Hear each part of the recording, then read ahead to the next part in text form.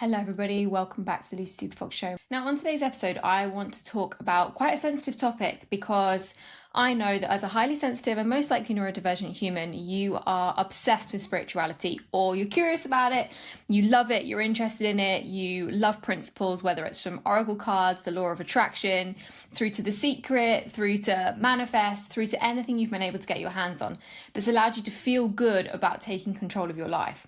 The challenge is, what can happen a lot of the time with highly sensitive and neurodivergent women is that they can use personal development manifestation practices to what's called spiritually bypass how they really feel.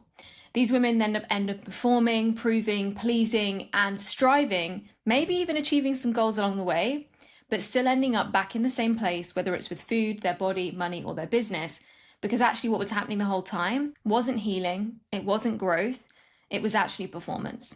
And so if there's one message you could take from this podcast already, is that healing isn't a performance where we get graded. Healing is an experience of walking through the dark night of the soul, the things that we haven't looked at, the feelings we haven't felt, the emotions that needed to surface for us, not feeling better in the moment.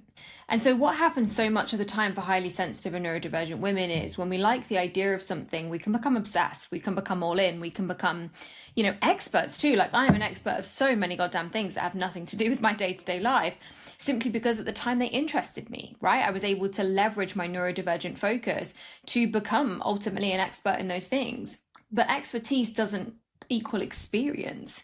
Knowing something doesn't equal feeling something. Understanding something doesn't equal change. And so what can happen when we understand a ton of spiritual principles is that those spiritual principles can be the thing we bounce back to. They can be a kind of thing of like, okay, they can save me, or actually, yeah, foundationally, okay, I get it in principle. But what also happens is that we can avoid feeling how we really feel and using things like the law of attraction to control ourselves and to manage ourselves. So let me give you an example. This is an experience I've had many times with clients and something I've personally experienced. But when I've been going through something difficult and I've been feeling an overwhelming emotion, or I've been feeling anxious or chronically worried or going around in circles with an obsessive compulsive loop, what's happened is when it's got too uncomfortable or I've been there too long, I've then wanted to reach outside of myself for a spiritual principle to save me. Whether it's the law of attraction, and then I'll beat myself up for being negative, like we just need to be positive and then everything will be fine.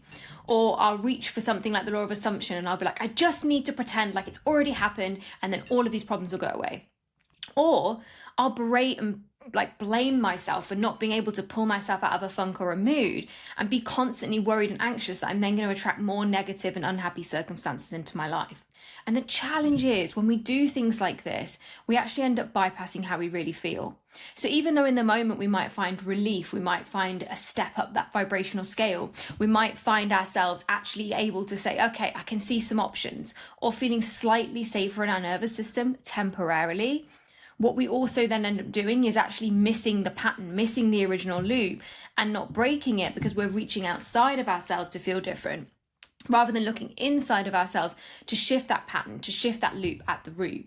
This is why I made the roadmap. It's my 4-part method broken down into a 25-minute workshop and a downloadable PDF. Because what I am seeing over and over and over is that the women that come to me are highly sensitive, super aware, know their patterns inside out, could literally tell me all the problems they have, why they have them, and in fact, sometimes even where they came from. And the challenge is they're then diving into growth, personal development, they're spiritually curious because they're seeking freedom with food, freedom with money, this sense of expansion, this sense of ease, but they're missing a step. They're missing the very important step of rebuilding your relationship with yourself, rebuilding your relationship with your emotions, rebuilding your relationship with how you actually feel. And that's the healing phase. And so this is why I made the roadmap into something that even my non-clients can access so that you can truly see where things might be falling apart for you. So if you want to get that, you can grab it in the show notes, or it's accessible completely for free at lucysuperfox.com/roadmap.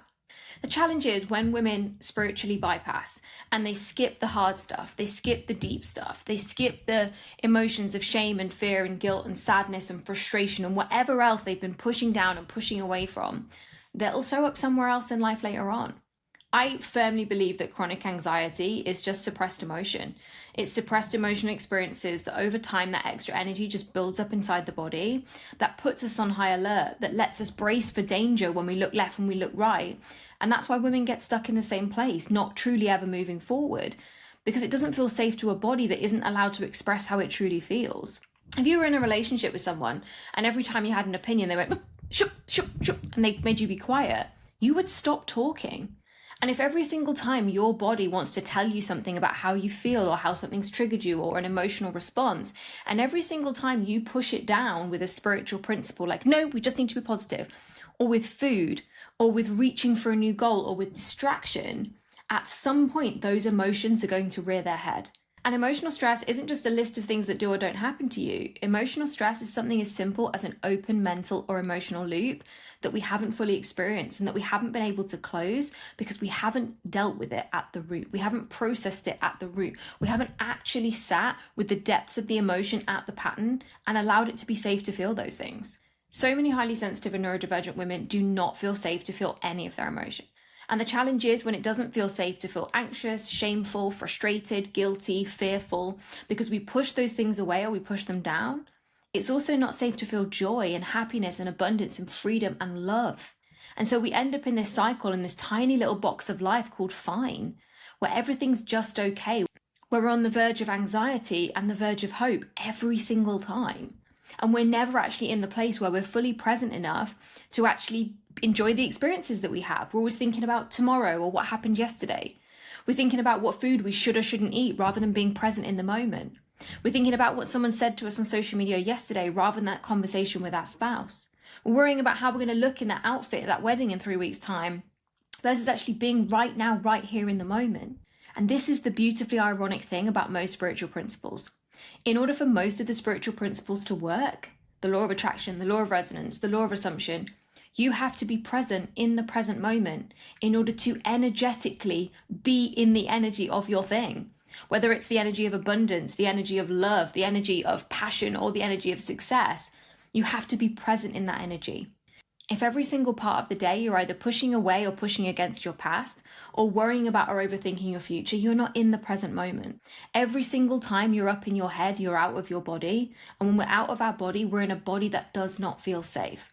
So when we're disconnected, disassociated, and away from actually feeling how we really feel, our manifestation power is blocked anyway.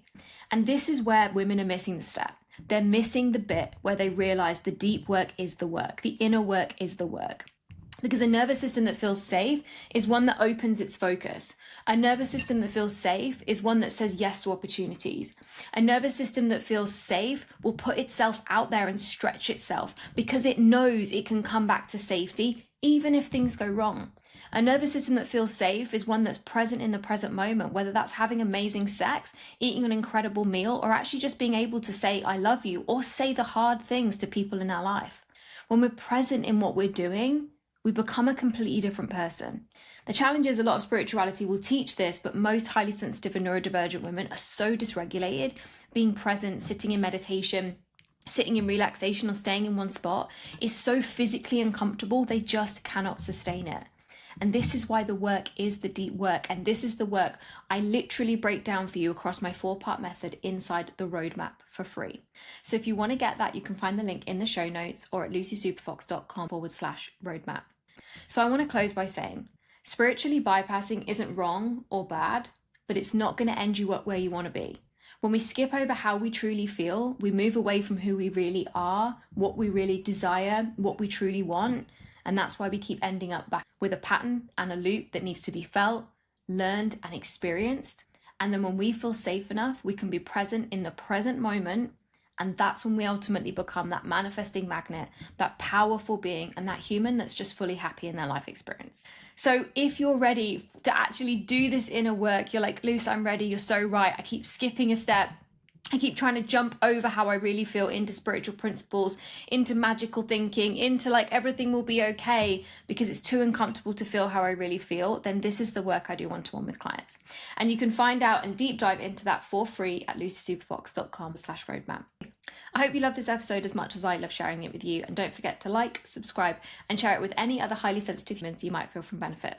And I'll see you on the next episode.